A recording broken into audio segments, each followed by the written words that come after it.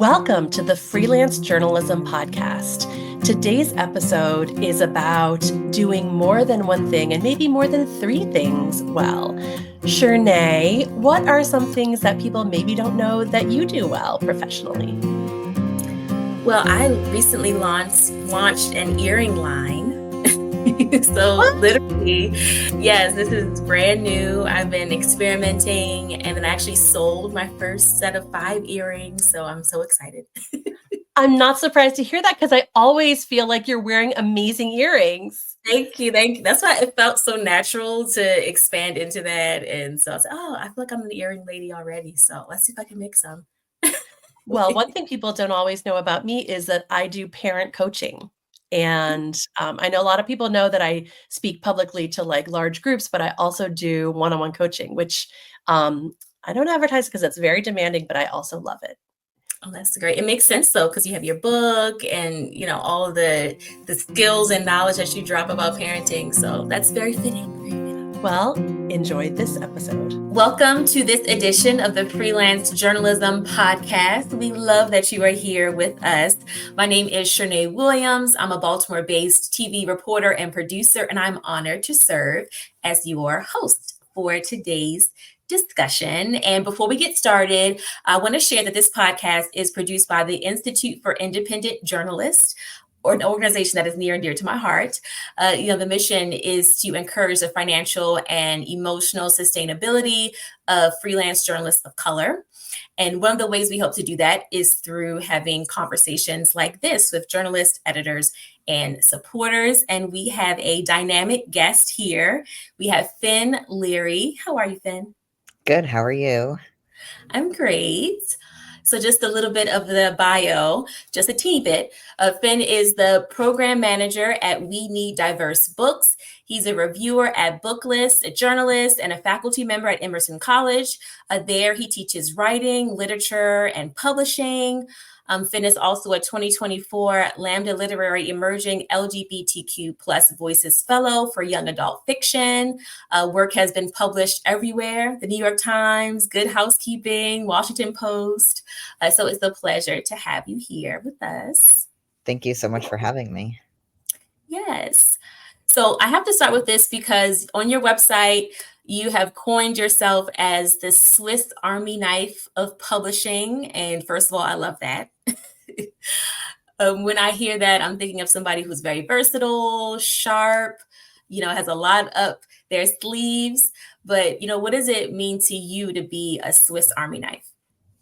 That's such a great question. And I actually decided to add that to my website back in 2015 when I was taking a course at Emerson College with Professor Suzanne Althoff. And we actually had a guest speaker from the Boston Globe who came in, and he wasn't discussing his own career. He was discussing a colleague of his that he worked with, talking about how this person was really versatile in a lot of different types of journalism. I think he was good at video journalism as well as, written and digital journalism. And he said offhandedly, this guy is a bit of a Swiss Army knife. And I had my notebook in my hand and I was like, wait, that's such a good tagline, because I had a hard time explaining, as somebody who freelances and does so many different types of things, I had a hard time explaining that and finding a succinct way to make sure that that came across to people. So as soon as I heard that, I wrote it down in my notebook, and I immediately went back to my home office to try to figure out how exactly to sum that up for myself. And I think I just ended up with Swiss Army knife of publishing because it was the best explanation that I could think of for the sort of umbrella of journalism and book publishing that I've kind of found myself in. But I think of it as a tagline that allows people to see at a glance that I do a few different things within the publishing sphere. And my niche is kind of finding myself within LGBTQ and disability related topics in journalism and publishing, and kind of focusing on advocating for marginalized communities, and in particular advocating for these communities that I'm a part of, while also pushing for marginalized voices to be heard and uplifted and prioritized and centered in publishing in general. Yes, you're doing amazing work. And, from the writing about the accessibility and media analysis, I also saw, you wrote about weddings and fashion. And how do you bounce back and forth, right? From those hard hitting topics to the light and fluffy? That can be challenging for some writers. So how are you able to thrive in all these different areas? I think what I really appreciate about journalism and writing in particular is that there are so many different places that you can find yourself in a story, and we tend to think of journalism as very either or, right? Like we're thinking, okay, there's hard news and everything that might fall under that, including longer feature stories that are about more difficult topics or a deep investigative dive. And then we think of lighter and fluffier journalism, which might be, a profile of a local artist, or it might be, like a top 100 list that a magazine puts out, like Time puts out their list or something related to that. I don't know that any piece of journalism or any genre of journalism is really all one thing. I don't think it's all light and fluffy or all investigative. I think that when you're writing a piece that has a difficult subject matter, maybe it's lack of accessibility on college campuses, or maybe it's, sexual assault, or maybe it's the upcoming election. I think that there are light and fluffy moments of levity in investigative journalism and in news, and I think that there are hard, difficult parts of writing profiles and top 100 lists. You might be doing a profile of a local artist for a community newspaper and find that that artist was inspired by their late mother, or, is going through a difficult diagnosis at this time. So I think for me, why I find it easy to balance all of those topics is because I think all of those topics are inherent in everything that we do. And we see that in journalism, just like in life, nothing is ever all one way or another. So you're going to find levity in the hard, more difficult topics, and you're also going to find shadows of really deep emotions in a topic that seems, on the surface as if it might be light and fluffy. Beautifully said. I completely agree. And so you're also an author, right? You write fiction as well. And I must say that you're living out my childhood dreams. I remember being 8 years old and reading my Nancy Drews and Babysitter's Club, and I'm like, I want to write novels. And then I, started pursuing journalism and didn't really look back, but you've been able to dabble back and forth. And so I'm curious, did you always know you wanted to be a fiction writer? And then where did journalism come to play within that? That's a great question too, and the answer is definitely yes. I've always known that I wanted to be a fiction writer ever since I was a young child. I was creating stories and telling them to people and then writing them down as much as possible, as well as telling them to people out loud, basically anyone that would listen. So mostly my family, who got to hear all of my early drafts, if you will. And journalism really came into play when I graduated from college and I was in graduate school, and I was finding that I wanted to be able to use my ability to write for a variety of different things. And I really believed in the power of stories to change people's minds and cultivate empathy. And while I knew that I always wanted to do that with fiction, and I still knew that at the time, I also felt that there were other ways to cultivate empathy. I felt that there was a real beauty in telling stories about the real world and about things that were happening, whether it was, a reported essay about something that I experienced, or whether it was reportive journalism about something that other people were experiencing, which I might have some personal connection to, but not necessarily a deep personal connection to. So I felt that there was a real power in being able to use words to explore what's happening in our communities and to share that with people. And I also felt, admittedly, a little bit like Lois Lowry did when she came to the Boston Public Library recently for the Writer in Residence reception, and she shared a story about how she was trying to pursue writing when she was in her 20s living in Cambridge. And she shared that at the time she was able to make money through writing journalism, and she really wasn't getting any of her short stories published. She wasn't having much success for a while. And so the short stories kind of took a backseat because the journalism was paying her. And so, in some ways, also the fact that I was able to get journalism published, if Lois can admit that, I think it's good for all of us to admit that. Obviously, she's had a long and beautiful career as a children's book author following that. So I think that that just goes to show that many people kind of count themselves out of being able to do one thing because they've gotten a bit of rejection, or they've had a hard time getting their start as easily as they would have liked to have it, or as easy as they perceived it could have been. But she didn't give up. She wrote journalism and then later had her short stories published, and that prompted a publisher to reach out about her writing a children's book, which was something she had never considered doing before. So I think that that's just, a powerful way of thinking about it, that our careers have the ability to grow and adapt as time goes on. And I feel like there are so many ways that storytelling can continue to shape lives. So I sort of try not to count out the potential of doing anything. I'd really like to focus on fiction and journalism, but I'm not counting out the possibility of writing in other mediums as well at some point.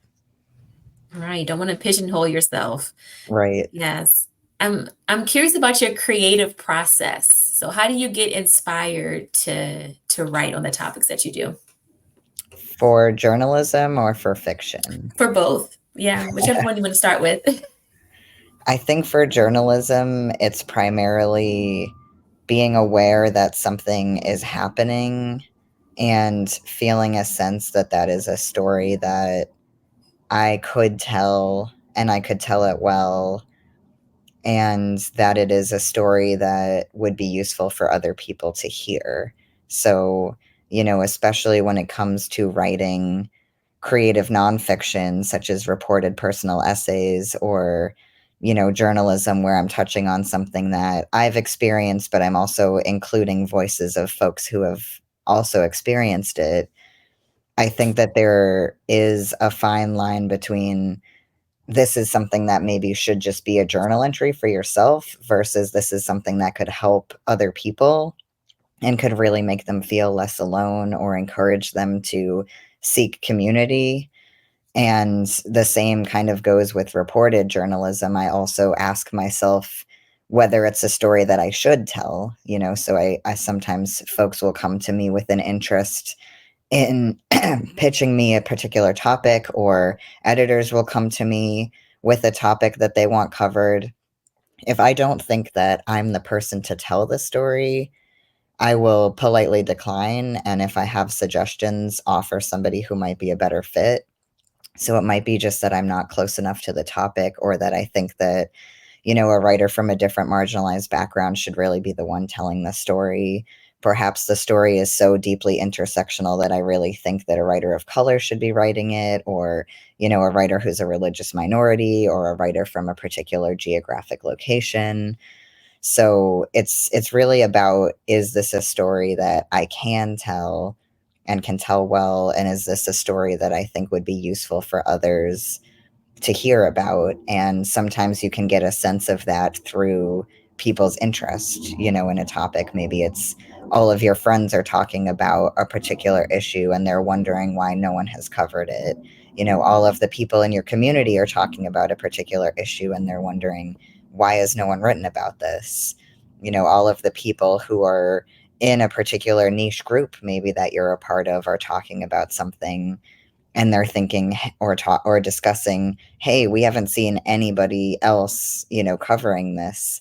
And that's where it comes to a journalist to potentially cover that topic. And sometimes I find those topics and they're not for me. So it's me saying, hey, I couldn't cover this, but I hope that another journalist sees this idea, likes this idea, and picks this idea up.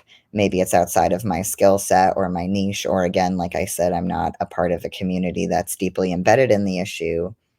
And I think with fiction, it's a very similar process because I'm also still concerned about how to tell a story and whether I should tell a story and what the story is trying to say. I also think that with fiction, there is a layer of removal. So with fiction, you can make things up. With fiction, you can invent things. If you're writing nonfiction and doing it well, you're not inventing things. You're coming up with statistics that are true, that are backed by sources. You're coming up with sources that you can defend, that have been defended, that have been peer reviewed. You're looking for primary sources as much as possible.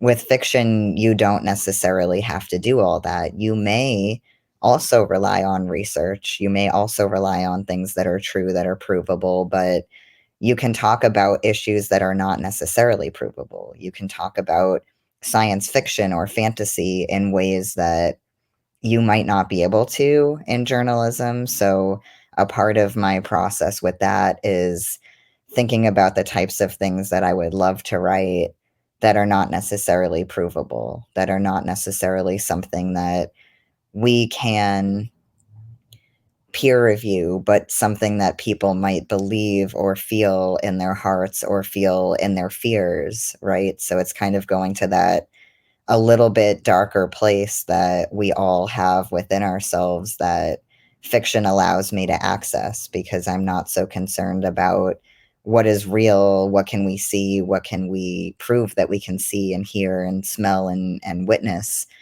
but it's about, senses and emotions that we don't even really fully understand how we access as humans or how to explain that to others sometimes. Mm-hmm. And so it's like you're literally tapping into completely different parts of your creativity, right? Because like you said, journalism, you have to be so factual, and true to reality. And then with the creative writing and fiction writing, you're able to just open up your imagination.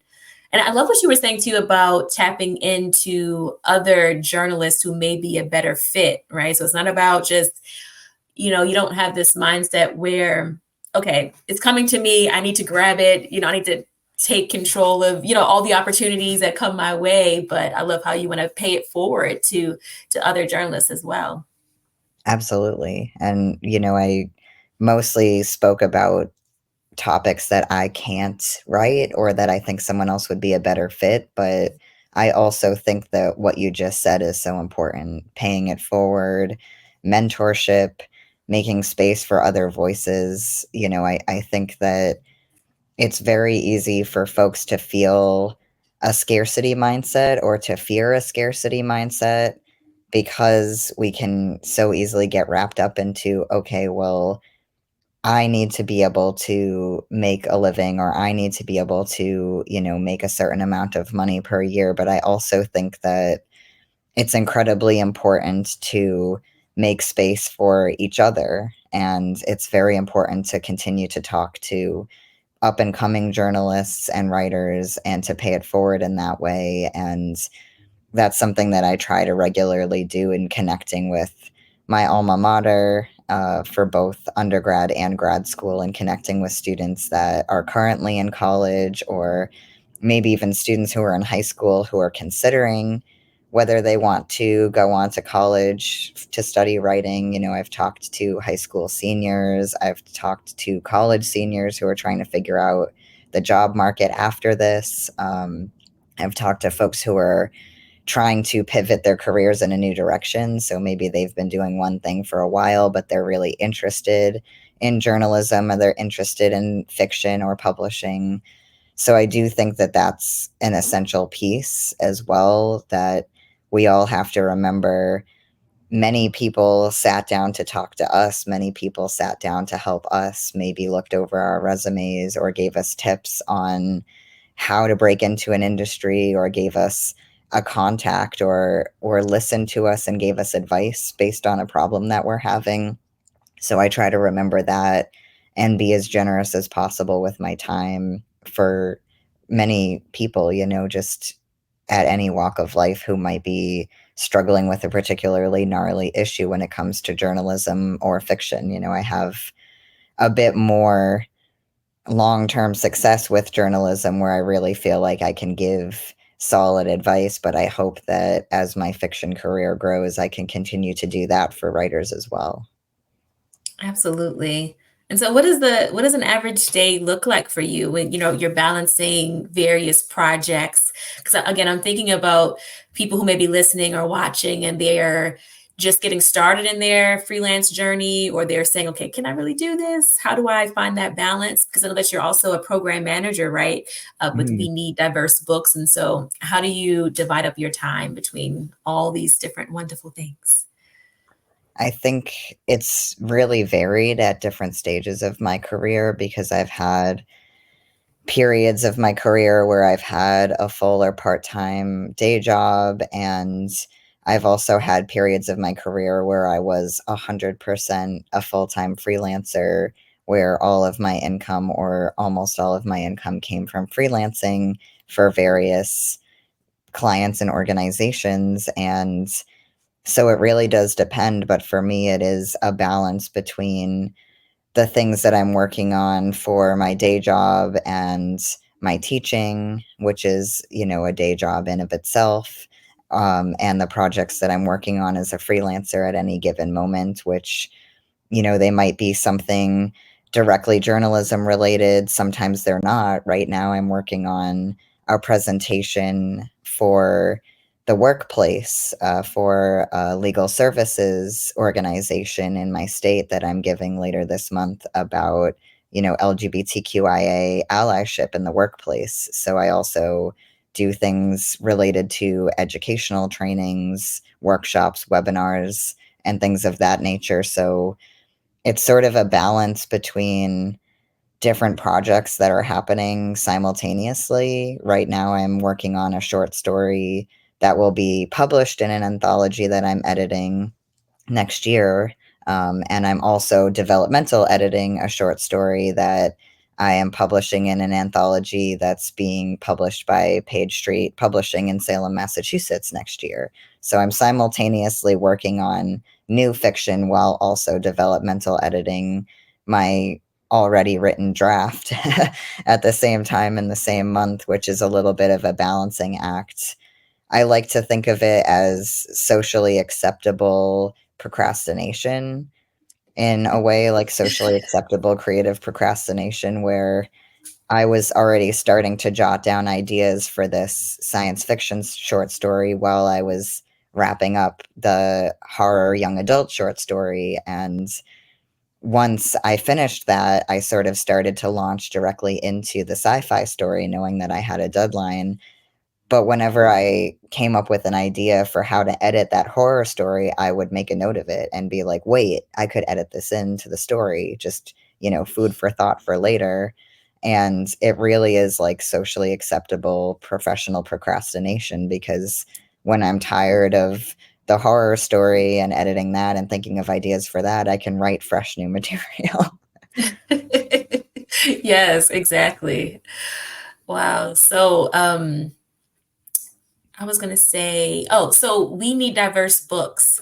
So you're a program manager, and when I was doing research into that, I liked that you weren't just giving books, right? You weren't just giving out or distributing more diverse books, which is very important to do, by the way. But you're also, again, mentoring. That was a huge part of it, and providing resources for these diverse writers. So I would love for you to share more about that as well. Yeah, I'd be happy to. We Need Diverse Books actually launched as an organization 10 years ago in 2014.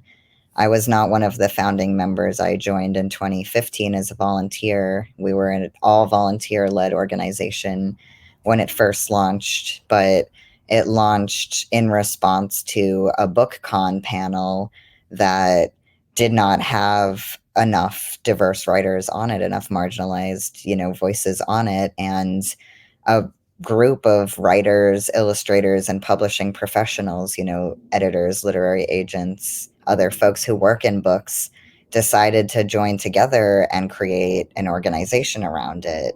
And we know that giving diverse books out directly is important. And so we do have a bit of that, with WNDB in the classroom and with our Book Saves Lives initiative. We've given away censored and banned books in many states across the country. But we also knew that there were many wonderful organizations that were already focused around getting books into the hands of readers, like First Book, which is a national organization, Little Free Library, which has kind of cultivated this entire network of little libraries. I have one at my apartment, and plenty in my neighborhood.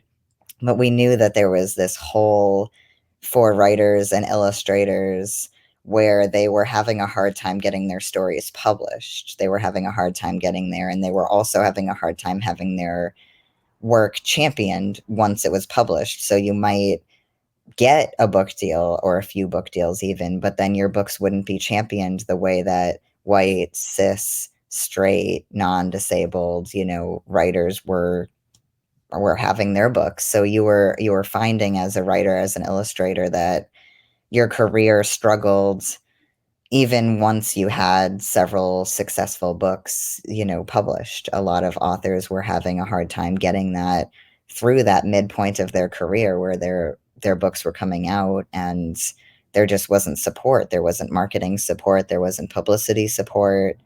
So that's something that We Need Diverse Books as an organization really believes in, is creating a supportive environment for marginalized writers and illustrators, and also publishing professionals with our internship program to really support those folks, not just in getting into the industry, but being able to stay in the industry and being able to foster their careers as their careers grow. So, as an organization, it's been really beautiful to see how the organization has continued to grow and change in the past 10 years that it's existed, starting out with this mission and growing, in response to the COVID pandemic. We first launched our emergency grants, which we now have open again for folks who have been impacted by the recent hurricane. We opened our Book Saves Lives campaign in response to record levels of book banning across the country.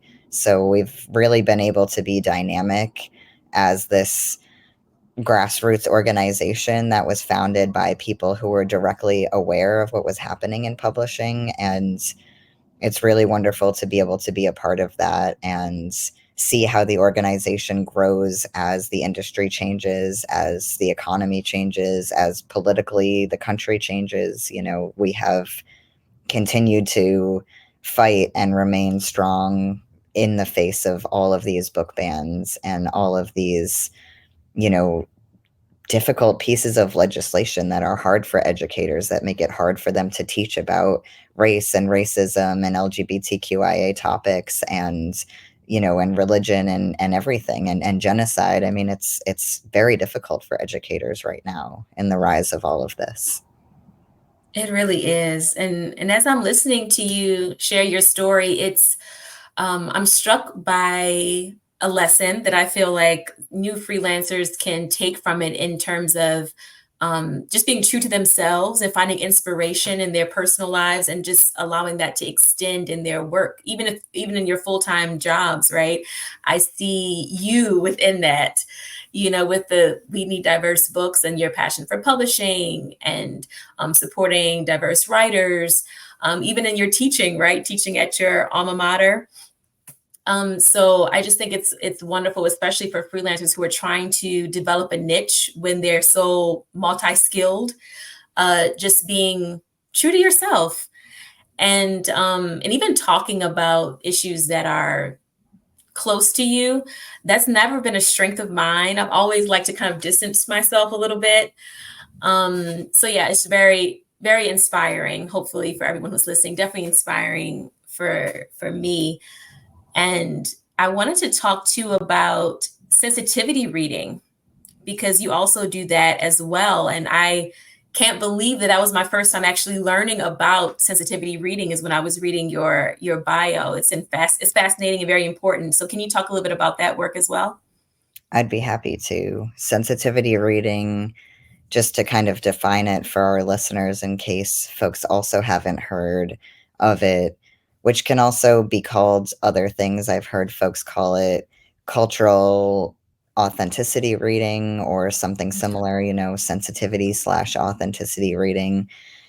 I like to think of it as a developmental edit with an eye specifically for lived experience, and not necessarily a developmental edit just about story beats, when you're doing a developmental edit, you're looking for the arc of the story, you're looking for the progression of the characters, their emotional arcs, you're looking for, showing versus telling. Is enough action happening? Do we feel the emotional resonance of moments?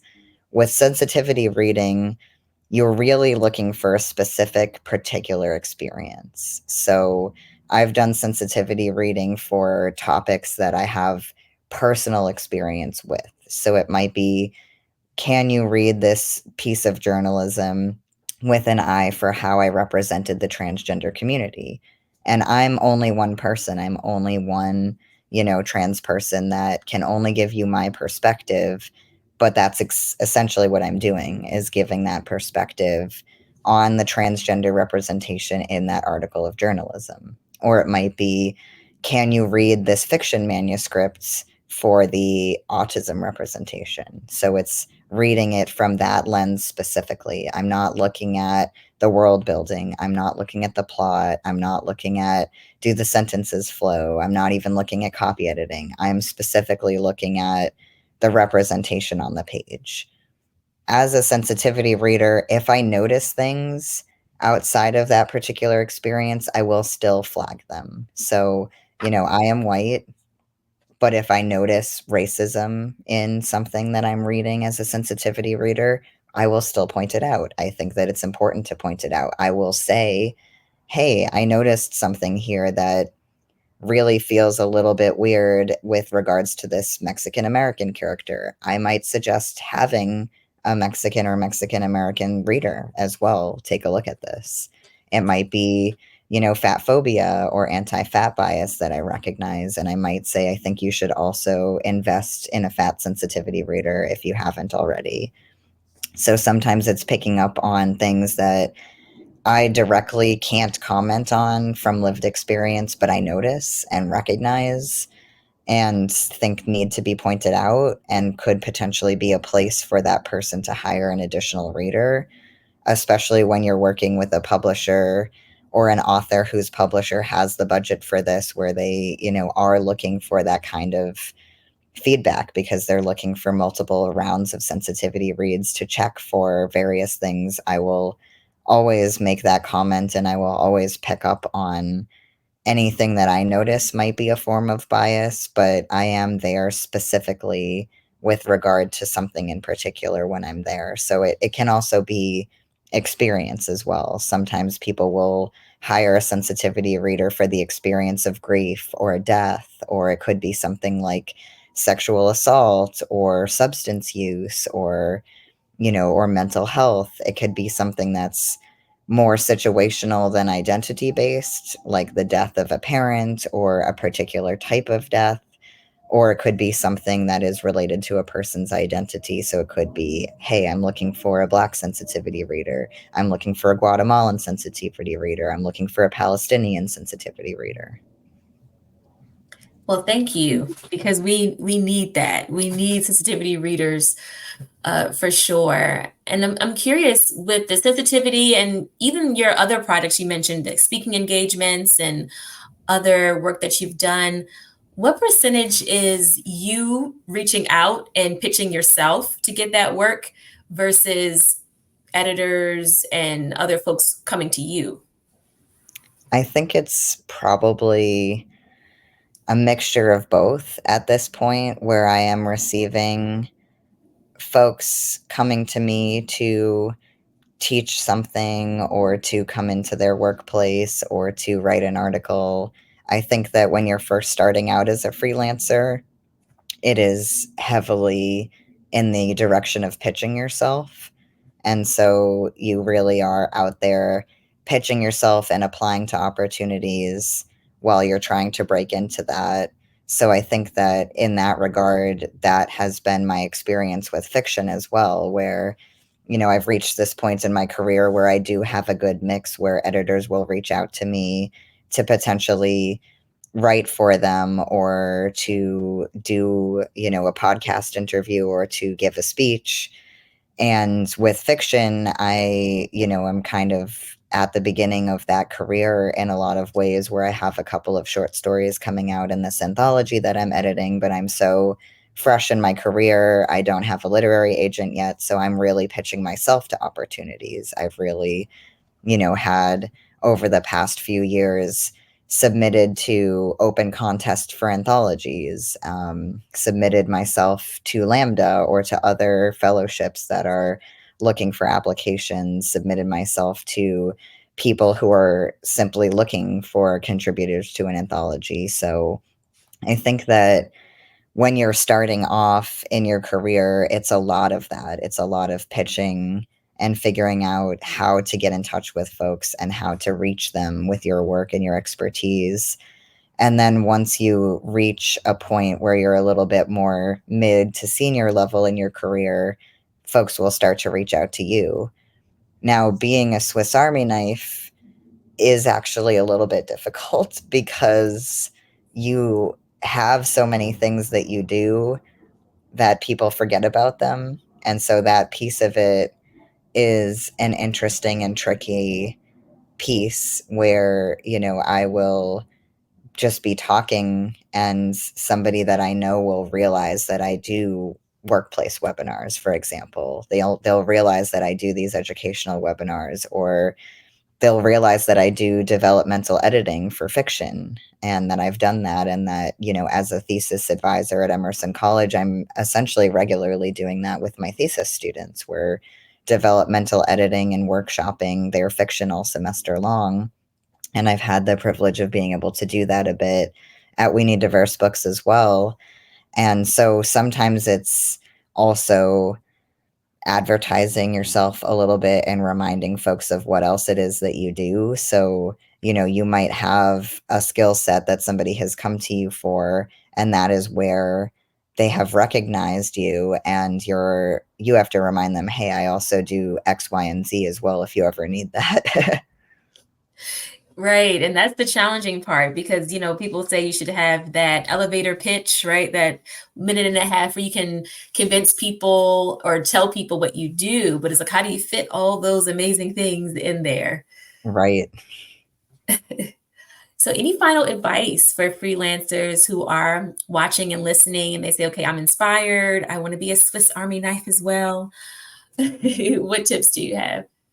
Well, I think I'd like to bring it back to the point that you mentioned earlier briefly about being able to use your voice, because you mentioned that it can be difficult to do that. And I just want a disclaimer that it's wonderful to have a sort of a gap between yourself and the material as well. I think there's something to be said for protecting yourself and boundaries, and knowing your boundaries and knowing how to care for yourself. And sometimes that does mean not writing about specific topics or writing about something because it's a little bit too close to home, because you think you need that level of distance. However, I think my biggest piece of advice to new freelancers and new writers in general, regardless of age and background, is knowing that they can speak up and knowing that they can use their voice to talk about things that are difficult for them. And I think that we have seen a lot of people receive backlash for that. I think that we've seen that with book banning and censorship. I think that that censorship leaks into other types of media as well.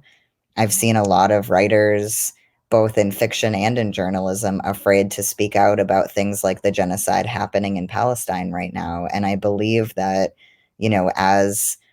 as writers, we can use our voices. We can talk about things that matter. And it might be scary for somebody to feel like, okay, well, I need to be able to speak about, for example, Black Lives Matter, that I need to be able to speak about, police violence against Black people. I remember that happening as well in 2020, that folks were afraid. And I would say, do not be afraid. The right opportunities for you will be there for you, and speaking out about those things, holding on to that value is so important, and you will still find people who are willing to work with you and support you, and you'll feel really good about knowing that you were speaking out about things that were important to you, that you were holding true to your values and your morals as a human being, regardless of the fear of capitalism and the fear of potentially losing income and work. And so that is really my biggest piece of advice, is that I try to hold on to my values and morals as much as possible. And I say that coming from not having family financial privilege or a safety net, so to speak. So I think that it's very important to hold on to those values. And I always want my values to be more important to me than capitalistic success. And I think that all freelancers can benefit from that, and all freelancers can have that. I know that's easier said spoken as a white person who is a little bit further in my career, and I recognize that that's a form of privilege, and I absolutely champion writers being able to talk about issues that are near and dear to them. Beautifully said. And so you have so many amazing projects coming up. Where can people learn more about you and connect with you? I'm at Finn Leary, Leary, and that's Finn with one N, Fin. On Instagram, TikTok, everywhere that I am online, and my website is finnleary.com. I also have a Substack newsletter, FML, which is finnleary.substack.com. That's free for all subscribers and always will be. Great. Thank you so much, Finn. Thank you so much. And thank you all for listening and watching. See you on the next episode. The Freelance Journalism Podcast is a production of the Institute for Independent Journalists. Our mission is the emotional and financial sustainability of freelancers of color. Learn more about our work at theiij.com and use the code POD10 for a discount on our annual conference and other events open for registration now. That's POD number 10. And please leave us a review on Apple Podcasts, or like and subscribe to our YouTube channel, or both. You can find our free webinars and other offerings on YouTube. And your recommendation and sharing with friends is the greatest compliment and helps us discover new listeners. Thanks for listening.